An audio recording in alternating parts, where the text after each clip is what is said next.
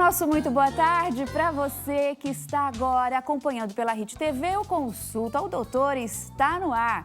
Interaja com a gente pelo WhatsApp do programa, código de área 11 3337 5886, e nos acompanhe também de diversas maneiras pelas redes sociais. Instagram, @HitTV.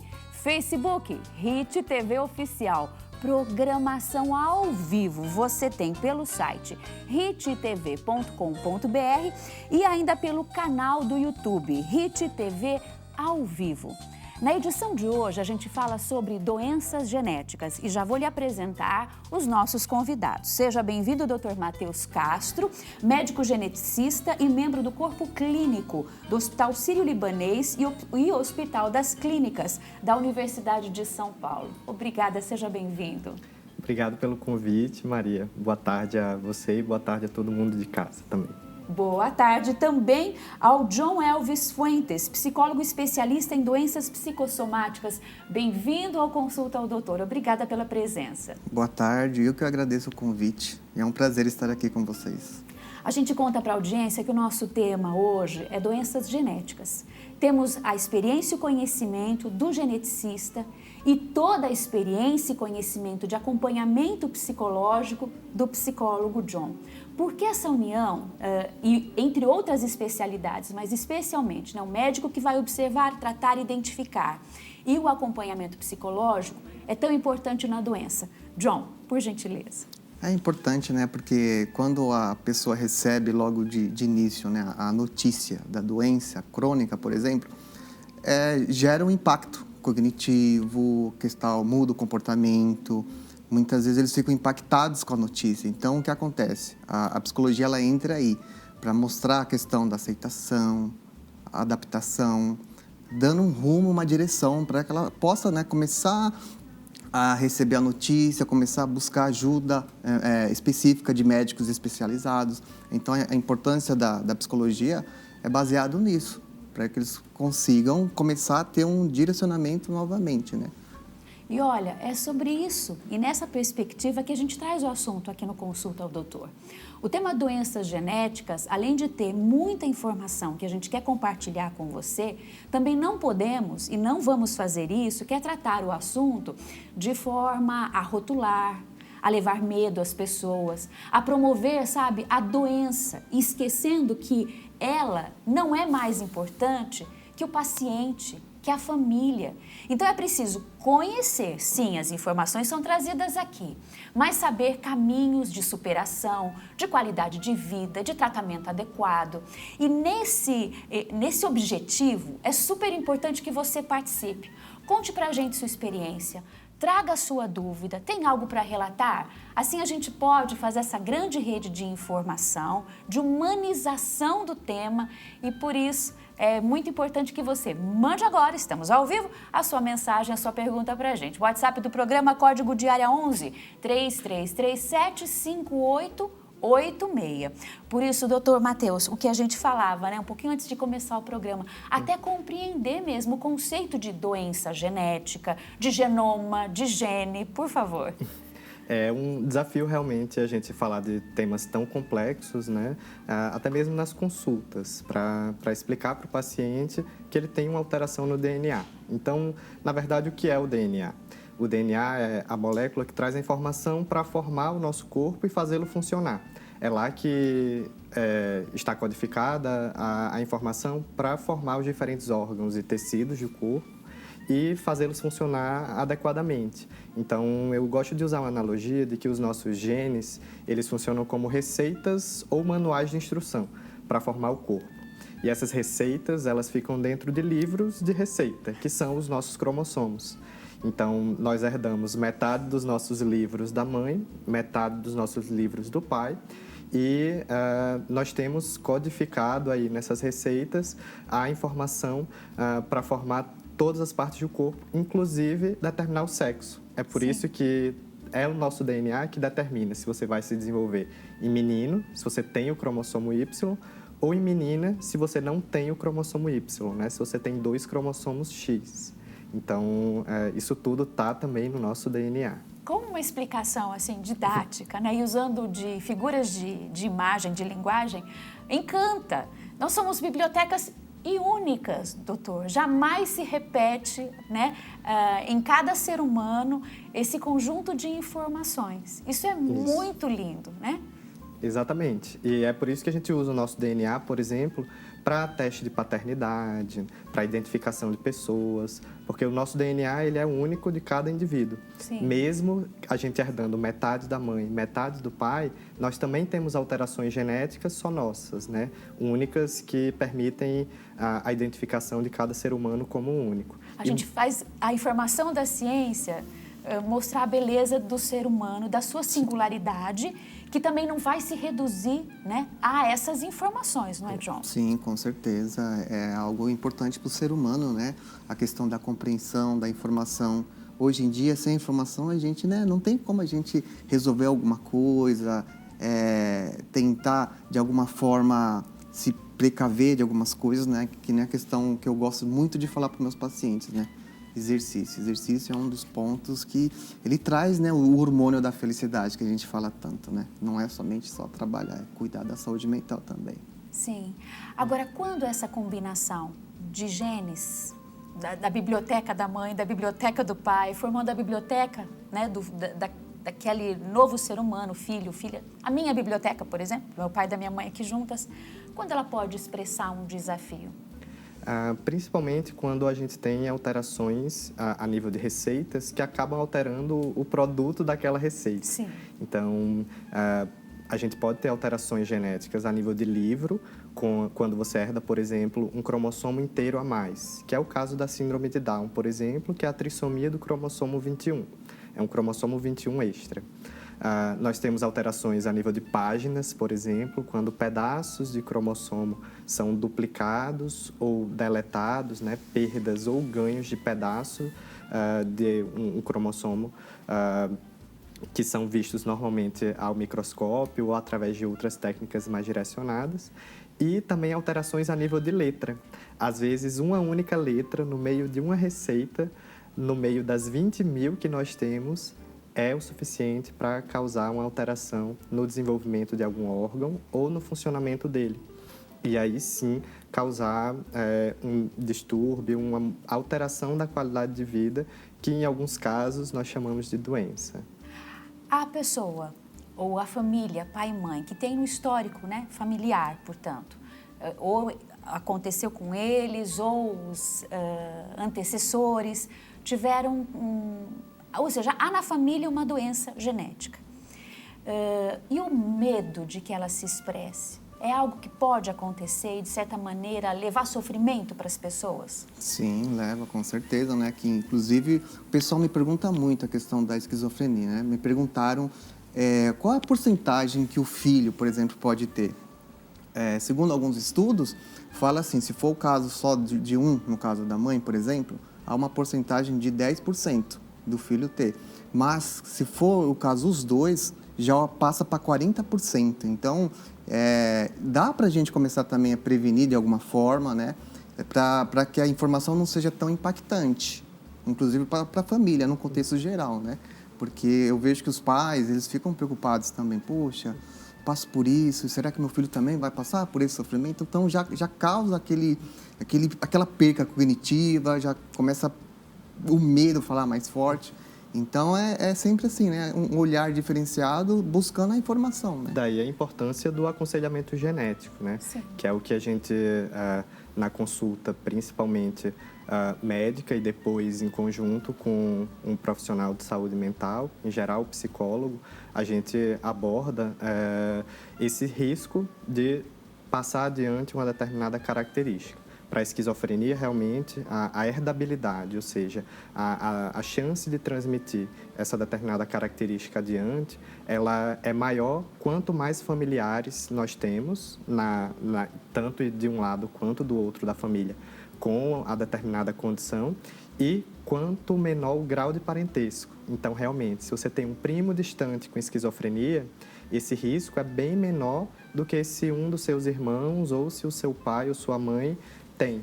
Então, a gente faz a avaliação da árvore genealógica, que a gente chama de heredograma, e define esse risco com base nessas características da família. É por isso que eu sempre gosto de falar que o paciente do médico geneticista não é o indivíduo, e sim a sua família como um todo, justamente por essa avaliação mais ampla. E, realmente, a presença de um profissional da psicologia nos ajuda muito a lidar tanto com esse medo, mas também com o sentimento de culpa que as famílias carregam. Apesar de você não escolher quais genes você passa adiante, é muito comum os pais terem sentimento de culpa associado a essa sensação de ter transmitido uma característica ou uma alteração genética danosa para o seu filho. E a gente sabe que não é bem assim, só há culpa quando há intenção. E nesse caso não há intenção, você não escolhe passar adiante. Então esse é um ponto realmente muito importante para trabalhar. Olha, 2 sentimentos, né, que vocês falaram agora, acho que gostaria que o John comentasse um pouquinho mais. O senhor trouxe a culpa, né, Dr. Matheus. E John, você falava para a gente sobre o medo. Quer dizer, ambos são extremamente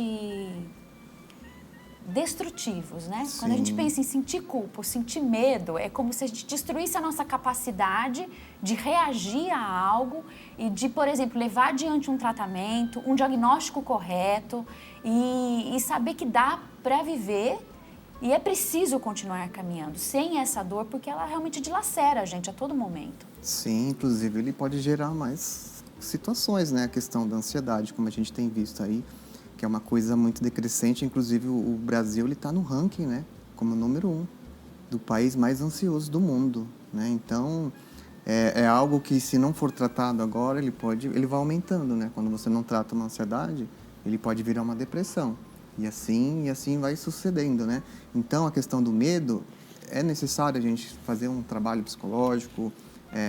Toda a linha psicológica é importante. Lógico, a pessoa também ela precisa procurar, né, esse auxílio, essa ajuda. Mas muitas vezes a questão do medo, né, é tão impactante que ela fica paralisada, ao ponto de ela não buscar uma ajuda de um especialista. Sim, mas a culpa, e aí? Quer participar com a gente? Contribua com a sua pergunta. Comente também esse assunto, ou nos diga de onde você está acompanhando o Consulta ao Doutor nessa tarde. O código de área 11 do WhatsApp, São Paulo, código de área 11 3337 5886. A gente já diz assim, ó, aproveita para salvar nos seus contatos, que aí fica facinho a cada edição do programa de você participar com a gente. Combinado? Aliás, pergunta no ar, que coisa boa. Vamos então aí conferir na tela. É o Maurício, ele é do Maranhão, isso mesmo? Boa tarde, Maurício. Ele diz o seguinte: meu pai tem problema de arritmia cardíaca e eu também. Pode ser uma doença genética, Dr. Matheus? Pode sim. Claro que é importante a gente avaliar que tipo de arritmia cardíaca. Existem diversos tipos, às vezes o seu pai tem um tipo diferente do seu. Mas, sem dúvidas, quando há mais de uma pessoa com a mesma doença na família, a gente tem que pensar em causas genéticas. E outros pontos importantes para a gente pensar que uma doença ela pode ter uma origem genética é uma evolução diferente do comum. Então, por exemplo, é alguém que tem um câncer em uma idade mais precoce do que o normalmente observado. Além disso, doenças raras. 80%, 90% delas têm origem genética. Então, quando a gente está de frente a uma condição rara, a gente sempre tem que pensar em uma causa genética. E doenças cardíacas, particularmente, têm uma base genética muito importante. Então, nós sabemos que as arritmias podem ter causa genética, sim, principalmente herdado aí do pai para filho, mas também a miocardiopatia, que é uma alteração do coração, que é popularmente conhecido como coração crescido. Isso também pode ter origem genética e alterações da formação do coração, que a gente chama de cardiopatia congênita, também Sim. pode ter uma base genética. Então, é importante realmente buscar um aconselhamento genético para você. Vou contar que lá em casa tem um pai com... Não tem sintomas, o quadro não é problemático, não chega a ser uma doença, mas é uma característica do coração. Prolapso mitral direito, da válvula direita. A filha é idêntica, mesmo prolapso, na mesma área do coração. Prolapso na válvula mitral direita, acho que é esse o termo, se eu não me engano. Mas por que eu conto disso, além de outras questões genéticas que eu também tenho lá em casa, na minha família? Mas a gente vai aos poucos conversando aqui, porque o importante é a informação colocada e você participando pelo WhatsApp do programa, código de área 11 3337 5886. Porque o senhor falava das doenças raras, né? Das doenças genéticas como o câncer, vamos voltar a falar disso, hoje é um tema importante, urgente e cheio de desinformação em torno. Mas essa formação da nossa biblioteca individual, com a colaboração das bibliotecas de pai e mãe, parece que o dar certo, o dar errado, seja no livro, nas palavras, a imagem é muito didática, depois o senhor repete para a gente. O raro é realmente raro? Então, assim, para a gente compreender a incidência dessas ocorrências e as mais comuns também, doutor, por gentileza. Sim, esse é um ponto extremamente importante. As pessoas falam, a gente não deve estudar doenças raras porque elas são muito raras e não têm um impacto na população importante.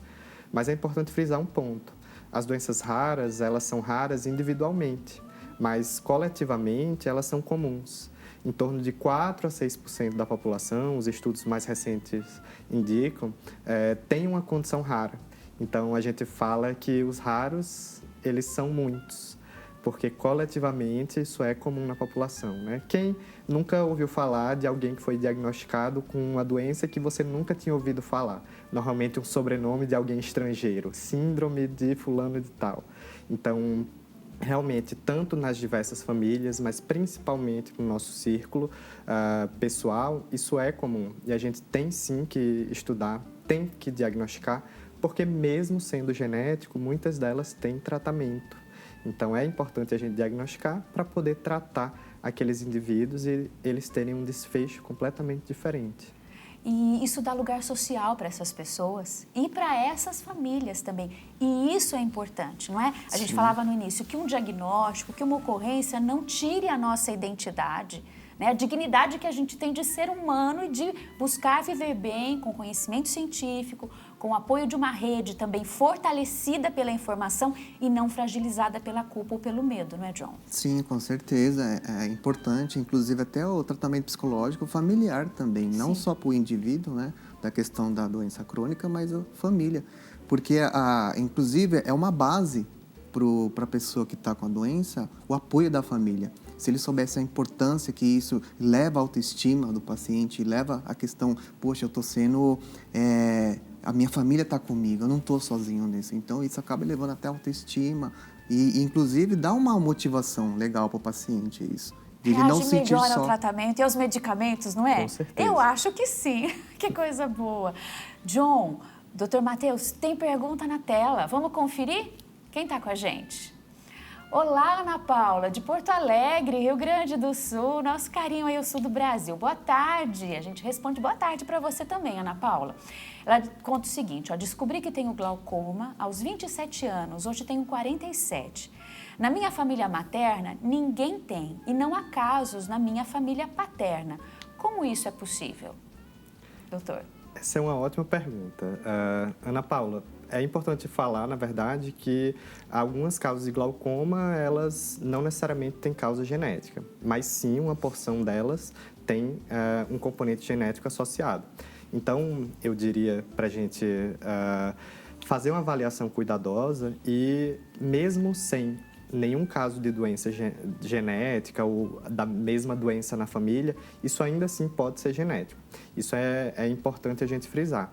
Por quê? Como eu falei para vocês mais cedo, a nossa biblioteca é única. Nós herdamos metade dos nossos livros da mãe, metade dos nossos livros do pai. Mas nós temos também alterações só nossas. Por quê? Nesse processo em que a gente copia os nossos livros para passar adiante, esse processo de cópia, ele está sujeito a erros, pequenos erros que, na verdade, geram a singularidade do indivíduo. Sim. Então, nesse processo, você pode acabar havendo uma alteração genética que não foi herdada nem da mãe, nem do pai. E isso altera o DNA, então isso é genético, mas isso não é herdado de nenhum dos pais. Então, mesmo sem nenhum caso na família, isso ainda pode ter uma base genética, além de outros padrões de herança que nós podemos até desenvolver depois, mas se o indivíduo tem uma cópia alterada e a outra cópia sem alteração, às vezes essa segunda cópia consegue dar conta de produzir aquele produto de maneira adequada e a pessoa não manifesta essa doença. Mas quando ela tem as duas cópias alteradas, tanto a que veio da mãe quanto a que veio do pai, para algumas doenças isso causa o problema, né? Sim. E é o que a gente chama de uma condição recessiva. Então, há algumas possibilidades para não haver ninguém na família com o quadro clínico. E, por causa disso, é importante, de novo, a construção do heredograma, da árvore genealógica e a realização do aconselhamento genético. Agora, o senhor citava essa ocorrência, né, de repente, no indivíduo haver aí mutações genéticas que começam, entre aspas, ali, né? Enfim, aí tem todo um grande conhecimento que não dá para a gente resumir assim tão rasamente aqui, mas para a gente compreender, hoje a gente vive numa sociedade em que o estresse é muito grande, isso tem um efeito fisiológico, em que a poluição está agredindo demais o nosso corpo em estruturas sensíveis, né, como o cérebro, como emoções, como o sistema imunológico. É possível que essas condições externas estejam ocasionando alterações nos nossos genes, doutor? Ainda não há uma evidência direta de associação entre a alteração da sequência do DNA, ou seja, as letras em que as receitas são escritas, com alterações como as que você citou, Maria. Mas, de fato, existe uma associação entre idade tanto da mãe quanto do pai avançada. Então, hoje a gente sabe que as pessoas estão investindo mais nas carreiras e, com isso, deixando para engravidar um pouco mais tardiamente. Sim. Isso acaba aumentando um pouco o risco de condições genéticas nos filhos. E, além disso, alguns fatores são considerados de risco.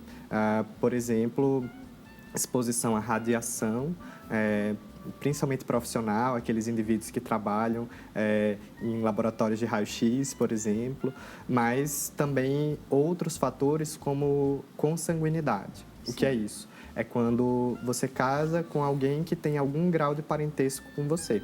Isso acaba aumentando um pouco também o risco de condições genéticas específicas, que são essas recessivas, como eu falei antes. Vamos continuar aprendendo e compreendendo.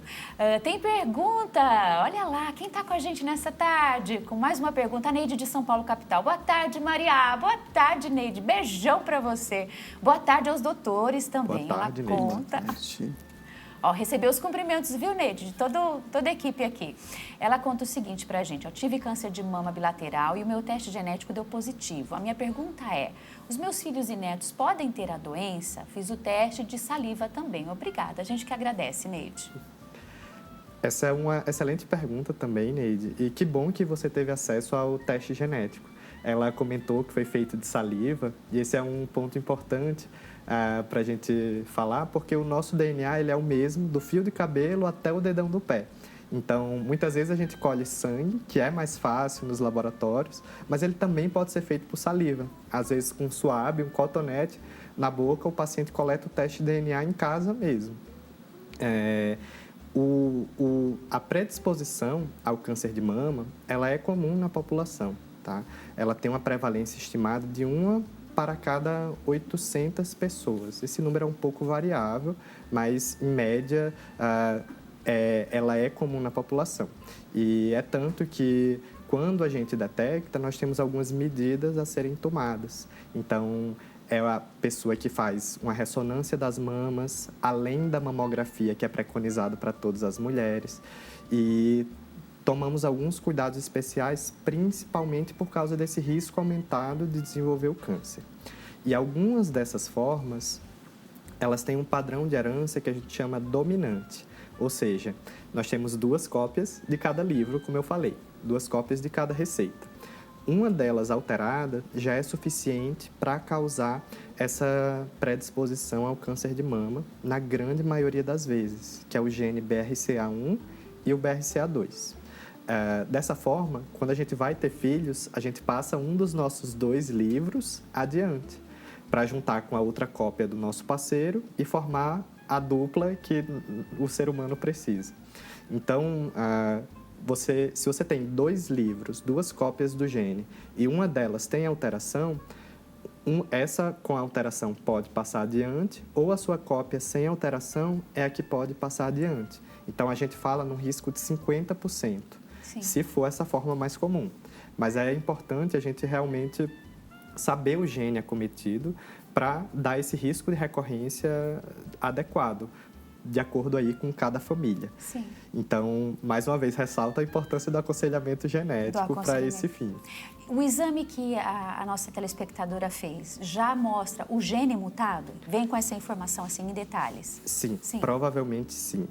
É feito um painel que funciona usando a analogia dos livros e receitas que eu trouxe antes. Ele funciona como uma leitura de todas as receitas associadas ao câncer de mama. Nós temos 20 mil genes ao total, em torno aí de 50 ou menos deles estão associados a câncer de mama. E esse exame, ele vai analisar esses genes, vai ler essas receitas, buscando alguma alteração de letra que mude o sentido daquela frase e, consequentemente, o produto gerado por aquela receita. E aí, sim, cause a predisposição ao câncer por essa alteração. Mas é importante ressaltar uma coisa: nem toda alteração em teste genético é patogênica, é problemática. Então tem que alguém ler direitinho para você essa receita aí. Exatamente. Seria mais ou menos ler essa página. Exatamente. Mais ou menos isso que acontece. Até porque nós usamos o DNA para identificar. Porque todos nós temos alterações só nossas. Sim. E nem todos temos doenças genéticas. Sim. Então, várias alterações são o que a gente chama de benignas, não causam qualquer problema. Elas só são uma marca sua. Tá vendo? Motivo também para ter tranquilidade no coração.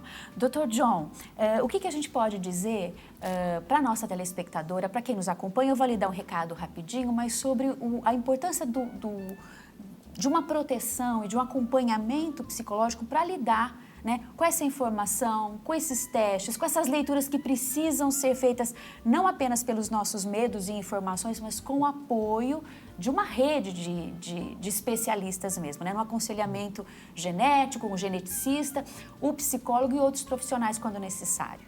Sim, é mega importante, né, para que seja feito um trabalho psicoeducacional com a família, né, para que eles busquem a questão, né, desse cuidado, para que eles possam entender que tudo faz parte do processo, na verdade, né? Não somente o indivíduo, mas a família, os filhos, para que eles possam ter acompanhamento psicológico, até mesmo para que eles possam lidar e dar uma sequência, né, na vida pessoal deles, seguindo adiante, não deixando que o medo faça parte da vida deles, mas sim a segurança de eles entenderem que eles têm o apoio de toda a família em si, né? Bem, a gente continua com essas informações daqui a pouquinho, depois do intervalo aqui no Consulta ao Doutor. Continue com a gente. Até já.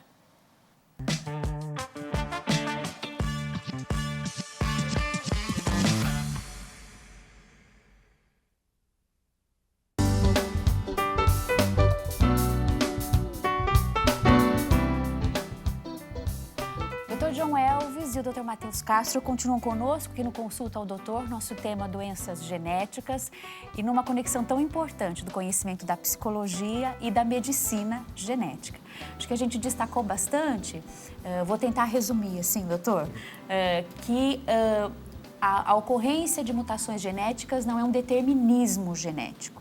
E compreendemos a importância aí das árvores, da formação da nossa biblioteca. O doutor nos trouxe assim de maneira muito clara essa metáfora que ajuda a gente a compreender o que acontece realmente no nível dos nossos cromossomos, das nossas informações genéticas para a manifestação de diversos quadros. E compreendemos também, vamos continuar conversando sobre isso, inclusive traga a sua experiência, a sua pergunta, o seu testemunho até do aporte, né, do acompanhamento psicológico, mas como um arrimo para a gente poder ter condição em tudo na vida, mas especialmente quando há um diagnóstico ou uma doença estabelecida, de encarar aquilo e vencer, e não ser vítima, né? Como se fosse um rótulo sobre a gente, não é verdade, John? Sim, por isso que a gente trabalha a questão da educação, que seria a informação, né? Passar para o paciente a informação, onde ele recebe a informação, aí a gente vê com ele, e agora? O que você vai fazer com essa informação? Onde a gente trabalha a questão de ele ter autonomia, de ele voltar novamente a fazer tudo aquilo que ele fazia antes, né? Como forma, né, de estímulo, incentivo, tá? Para ele continuar a vida do jeito que ela era antes, né? A informação é importante para isso, no caso, né? Saber é ter força para encarar, né? Para viver aquilo da melhor forma possível. E agora a gente vai saber da pergunta da nossa audiência. Que bom que você está com a gente participando no ar. A pergunta da Helena Gomes, de Indaiatuba, interior de São Paulo, né, Helena? Boa tarde. Ela conta: a minha mãe faleceu de câncer no útero. O meu irmão faleceu com câncer no nariz. Meu irmão faleceu com câncer no nariz por uma sinusite mal curada. E a minha irmã teve câncer no pescoço. É genético, doutor? Helena, eu sinto muito pelos seus familiares, Sim. né? Realmente é um histórico familiar importante de câncer, mas principalmente o câncer de útero, o mais comum é o câncer de colo do útero, e esse, a princípio, não é genético. O câncer de cabeça e pescoço, a gente tem que avaliar um pouco melhor a origem dele. A grande maioria das vezes, esse tipo de câncer, ele também não é genético, tá? Ele é associado a fatores de risco, principalmente exposição à poluição e ao cigarro. E, da mesma forma, o câncer de nariz, esse a gente tem que avaliar melhor, sim, mas por ser um tipo de tumor mais raro na população, mas da mesma forma, ele também pode ser considerado um tumor gerado a partir da exposição a poluentes e cigarro. Então, é importante realmente avaliar todo mundo da sua família, esses fatores de risco todos, porque às vezes existem vários indivíduos com câncer na família e isso não necessariamente é genético. E sim porque eles compartilham os mesmos fatores de risco, aquele mesmo ambiente rico em poluição, por exemplo, alguém que fuma na casa e as outras pessoas têm exposição à fumaça do cigarro. Então, não só vários indivíduos na família, mas exatamente o tipo de tumor de cada um, idade de aparecimento, é tudo isso que a gente avalia na consulta para afirmar que é genético ou não, né, e solicitar ou não os testes genéticos para isso. Helena, mais uma vez, muito obrigada, viu, pela sua participação. Ela mandou a pergunta pelo WhatsApp do programa, então o convite estendido a todo mundo que está nos acompanhando, trazer aí o comentário, o testemunho, colocar para o nosso bate-papo esses elementos para a gente aprender mais e como encarar também esses desafios. O WhatsApp do programa, código de área 11 3337 5886. Eu peço licença, inclusive, para, a partir desse relato trazido pela nossa telespectadora, falar de algo que não é fácil, mas é importante que a gente fale. Que muitas vezes não só o diagnóstico, mas o próprio andamento da doença nos traz, se não efetivamente um luto, mas uma sensação de perda muito significativa. Isso é um grande sofrimento. Então, dizer para você que é preciso respeitar esse sofrimento, então comentar um pouquinho sobre esse processo de luto, mas também é preciso dizer num espaço como esse que ninguém está sozinho nessa trilha, né? Há Sim. profissionais, há momentos de acolhimento, mais do que informação, como consulta ao doutor e como pedir ajuda quando essa dor é grande demais, doutor John. Sim, ele tem que ir atrás dos especialistas, né? Como psicólogo, os terapeutas, os médicos, né? Especialistas na área. É lógico que muitas vezes, como a gente até acabou falando aqui sobre a questão do medo, muitas vezes fica realmente paralisado, né? Onde gera bastante coisas, como crises de ansiedade, ao ponto das pessoas não conseguirem sair de casa por causa das crises, por causa do medo. E o luto, inclusive, é um período, né, que cada pessoa vai ter que, né, vivenciar de uma forma, né?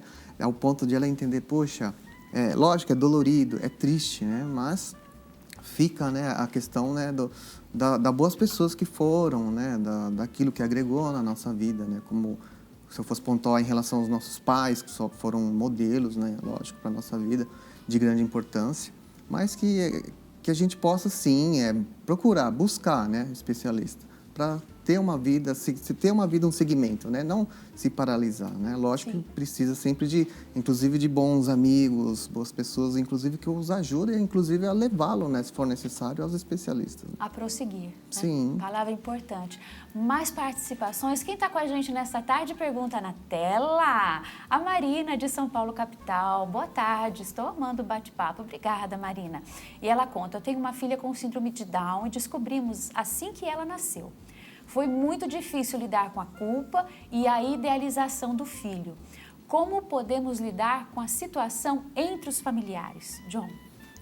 A questão do síndrome de Down, né? Inclusive, né, onde eu trabalho, é uma demanda que ela tem crescido bastante, né? E muitas vezes, que nem foi falado da questão do sentimento de culpa, realmente teve um caso de um pai ter se culpado quando ele descobriu da questão do síndrome. E foi um trabalho feito para mostrar para ele que não é uma questão de sentimento de culpa, na verdade, né? É uma questão que ocorreu devido, né, à questão da genética, tal, né? Mas fazer um trabalho específico com os pais, para que eles possam ter uma estrutura, inclusive emocional, para lidar com isso, para que eles possam, inclusive, tanto como pai e mãe, lidar de uma forma onde eles possam, inclusive, buscar, né, os profissionais da área, né? Para que a criança possa ser, inclusive, preparada, né, para o seu futuro e tal, né? Muito obrigada aí pela participação. Continuem colaborando com a gente. Ainda temos mais aí uns minutos de um bom bate-papo, com muita informação de qualidade. O código de área 11 3337 5886. A nossa telespectadora trouxe algo importante para esse tema. A gente não pode deixar de falar, então vamos lá, que é o diagnóstico das doenças genéticas logo ao nascer e é possível antes também, doutor? Sim, é possível antes, principalmente usando o exemplo da síndrome de Down. Nós sabemos que o ultrassom morfológico, ele traz algumas características, por exemplo, o tamanho do osso nasal, a translucência nucal, né? Quem ficou gestante recentemente provavelmente já deve ter ouvido esses termos, que nos indicam uma chance um pouco maior para detecção da síndrome de Down já à gravidez. A gente pode fazer exames para confirmar, né, como a amniocentese, que é pegar um pouco do líquido amniótico com a criança ainda na barriga da mãe e analisar as células desse líquido. Outras técnicas também podem ser usadas para diagnosticar antes mesmo do nascimento. E existem até exames utilizados hoje em dia nos pais que ainda nem engravidaram, para detectar se eles têm alterações genéticas incomuns na mesma receita que potencialmente podem se encontrar nos seus filhos. Sim. E com isso trazer risco para condições genéticas. É o que a gente chama de um painel de portador ou triagem de portador. Quando você porta uma alteração genética que em você não causa problema, mas que traz risco para o seu filho, né? E já ao nascimento, nós temos também o teste do pezinho, a triagem neonatal, que recentemente, inclusive, está sendo ampliada. Aqui em São Paulo, ela já foi ampliada para mais de 20 condições, a grande maioria delas genética, pertencentes a um grupo chamado de erros inatos do metabolismo, que é um grupo de condições genéticas que as enzimas que realizam as reações químicas do nosso corpo têm problemas na sua formação. E muitas dessas doenças trazem, inclusive, repercussões graves, Sim. como uma deficiência intelectual, por vezes até doenças cardíacas, do fígado, com risco de óbito precoce. Mas grande parte dessas condições tem tratamento, que pode ser, inclusive, com uma simples dieta. Sim. Se, por exemplo, uma pessoa tem uma alteração genética que impede ela de quebrar uma determinada substância, como, por exemplo, a fenilalanina, que é um aminoácido, é uma parte das nossas proteínas. A gente dá uma dieta pobre nesse aminoácido e pobre em proteína. E as crianças têm um desenvolvimento praticamente normal, mesmo com essa condição genética que, não tratada, levaria a um grande comprometimento em sua inteligência. Então, hashtag teste do pezinho. Essa é a importância do diagnóstico precoce nos primeiros dias de vida. Hashtag teste do pezinho, que com tratamento e com conhecimento tudo fica melhor para a gente poder encarar e seguir adiante. E a nossa audiência participando, que coisa boa! Pergunta na tela, quem está com a gente agora? Sureia, São Luís no Maranhão. Boa tarde, Maria. Boa tarde, querida, e também aos doutores. Amo esse programa, que bom. A esclerose múltipla, pergunta da Sureia. A esclerose múltipla é genética? Sureia, essa é uma pergunta que nós médicos também nos perguntamos, tá? A princípio, a esclerose múltipla, ela tem sim um componente genético, mas ainda não existe um teste genético específico para que a gente possa pedir para os pacientes. Ela funciona, a genética da esclerose múltipla, parecida com a pressão alta. Se a gente tem o nosso pai com pressão alta, a gente tem um risco um pouco maior de desenvolver. Se a gente tem o nosso pai e a nossa mãe e todos os nossos tios com pressão alta, nosso risco é maior. Se você não tem nenhum caso na família, o seu risco é considerado baixo. Então, quando você tem algum caso de uma condição autoimune na família, você aumenta o risco de você ter uma condição também autoimune. Mas, geneticamente, a gente ainda não conseguiu identificar uma única base para isso. Provavelmente porque depende de, na verdade, várias alterações genéticas que, somadas a uma predisposição pela alimentação, pela sua atividade de vida, por infecções que servem como gatilho para o desenvolvimento da esclerose, isso tudo somado no que a gente chama de uma experiência de um fator multifatorial, na verdade, é que determina o aparecimento da esclerose múltipla. Então, isso tem um componente genético, mas não é só genético. E sem contar que a genética, né, como área de pesquisa, só está avançando, né, doutor? Sim. A passos largos, inclusive, e a gente vai tendo aí novidades e sempre trazendo aqui no Consulta ao Doutor. Em relação às ocorrências na infância, onde a gente tem modos de aprendizagem, modos de desenvolvimento cognitivo, motor, muito específicos, a importância no processo de cuidado dessa criança, acompanhamento do seu desenvolvimento, além do médico, ter aí o apoio da psicologia, junto com a educação, junto com o acolhimento à família, para garantir para essa criança condições de qualidade de vida mesmo, John. Sim. Digo, por exemplo, no TEA, na própria síndrome de Down. Sim, como temos também o TOD também, né? O diagnóstico desafiador, no caso, né? Então, todo o trabalho psicológico, ele vem trabalhando toda essa parte, né? Fazendo treinamento, principalmente a técnica do ABA, que é específico, né, para as pessoas que têm essa questão do síndrome de Down, autismo, de uma forma mais específica, até mesmo para dar uma segurança para os pais, né, porque muitas vezes os pais fogem um pouco, né, do cuidado com eles, porque muitas vezes a questão da birra, do choro, é todo um treinamento. Então a psicologia ela entra, né, auxiliando os pais nessa parte de treinamento, ensinamento. E tenho visto bastante resultados positivos em relação a isso, viu? Com a questão das crianças, viu? Bem interessante, bem legal, viu? Bem positivo. Lógico, quando os familiares, a família procura, né? Também, né? Daí você tem a família, grupos de educadores que entram fortemente para olhar para essa criança. Sim. E valorizar suas potencialidades, ou mesmo jovem, ou mesmo adulto, né? Uhum. É sempre bom a gente poder começar uma nova trilha, se um tratamento não deu certo, começar uma nova técnica. Sim. E compreendendo comportamento, compreendendo aspectos Sim. de desenvolvimento, do modo de aprendizagem, a gente tira rótulo.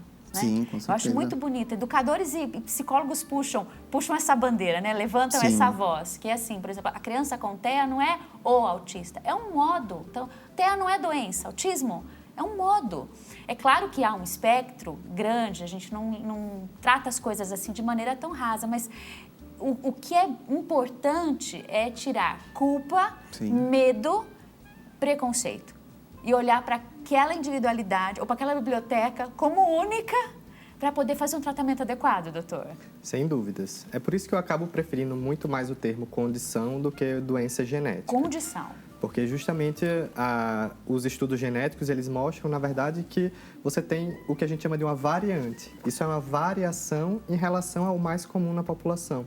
Isso não necessariamente quer dizer que isso seja uma doença especificamente.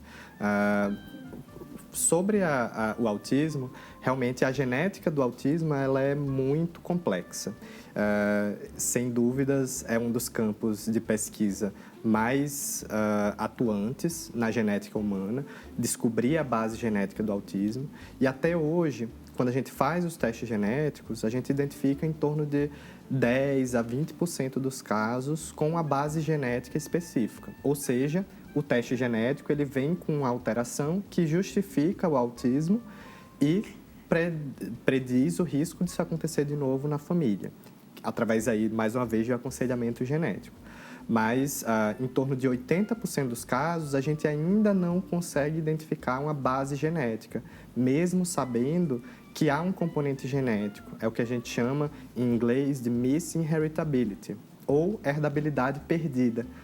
Ou seja, é uma condição que é genética. Nós sabemos através dos estudos com gêmeos, com famílias, mas que os testes genéticos ainda têm limitações para detectar. Então, realmente, a grande maioria dos casos que a gente investiga ainda vem negativo. Mas quando vem positivo, nós conseguimos dizer o risco de acontecer de novo na família e também afirmar, buscar um tratamento específico, que para alguns raros casos eles existem, tá? E, por outro lado, poder buscar pesquisas em andamento para tratamentos e também juntar essas famílias para troca de experiências, né? E para que elas possam pressionar tanto o poder público quanto os pesquisadores para fazerem pesquisas direcionadas para esses pacientes. Então, essa é a importância da investigação genética no autismo. Tá vendo? A gente está aí compartilhando informações e mobilização também, né? Para poder fazer parte desse processo social, de desenvolvimento científico e agora no termo melhor, né? Condições genéticas. Quais as que têm maior prevalência na população, doutor? A que tem maior prevalência seria dentre as com maior prevalência, na verdade, a síndrome... Quais as, né? Isso. Quais? Justamente porque a gente não tem um estudo na nossa população brasileira Sim. que define exatamente a prevalência de cada uma delas. Dentre elas, as principais seriam a síndrome de Down. Todos nós conhecemos alguém que tem ou algum familiar com síndrome de Down. Além disso, a predisposição genética ao câncer de mama, como eu falei, através dos genes BRCA1 e 2, ela também tem uma frequência alta na população. Além disso, a síndrome de Turner, por exemplo, que é uma condição que dá em meninas, que causa baixa estatura, em algumas delas, problema cardíaco, também pode ser considerada uma condição genética comum na população. E, além disso, outras condições, como a neurofibromatose, que é uma condição que causa manchas na pele, predisposição a tumores nos nervos. Além disso, a fenilcetonúria, aquela condição que eu falei lá, que a gente está triando no teste do pezinho para detectar e tratar precocemente. Essas são condições que são comuns na população, Sim. Principalmente na nossa população brasileira, e que devem ser diagnosticadas precocemente, justamente para a gente ter um acompanhamento mais direcionado e, naquelas que têm tratamento, uma mudança da perspectiva para aquele paciente. A gente tem uma pergunta, mais 3 minutinhos de conversa, então eu vou aproveitar já para deixar os contatos do Dr. Matheus e também do Dr. John, para vocês continuarem acompanhando o trabalho deles.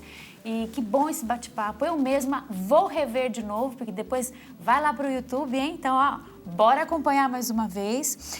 Dr. Matheus Castro, médico geneticista, é membro do corpo clínico do Hospital Sírio-Libanês e também do Hospital das Clínicas da USP. Você pode acompanhar o trabalho pelo Instagram, @Matheus Castro. Então, tem muita informação, muito contato aí pelas redes sociais com todos nós. @Matheus Castro. O site neurogenetica.com.br, tá aí no vídeo. E o WhatsApp, código de área 11 97 524 9 7524 0510.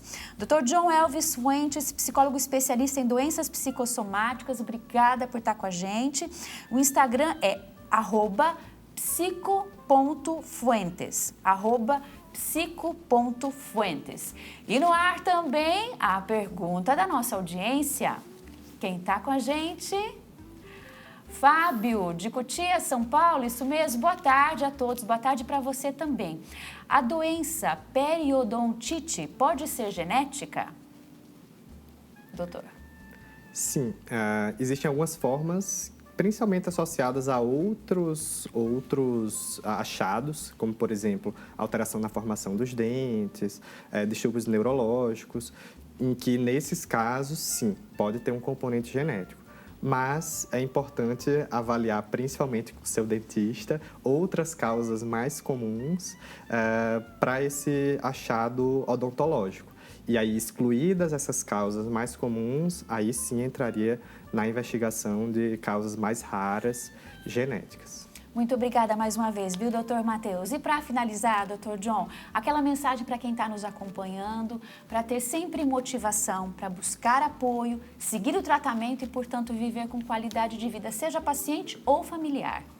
Claro, é fundamental a questão da saúde mental, exercício físico, uma boa alimentação, um bom sono, que tem que ter um sono de qualidade. Eu vejo que muita gente hoje se esquece um pouco do sono, né? Mas o sono é muito importante, ele é fundamental e, com certeza, procure os médicos especialistas de todas as áreas possíveis.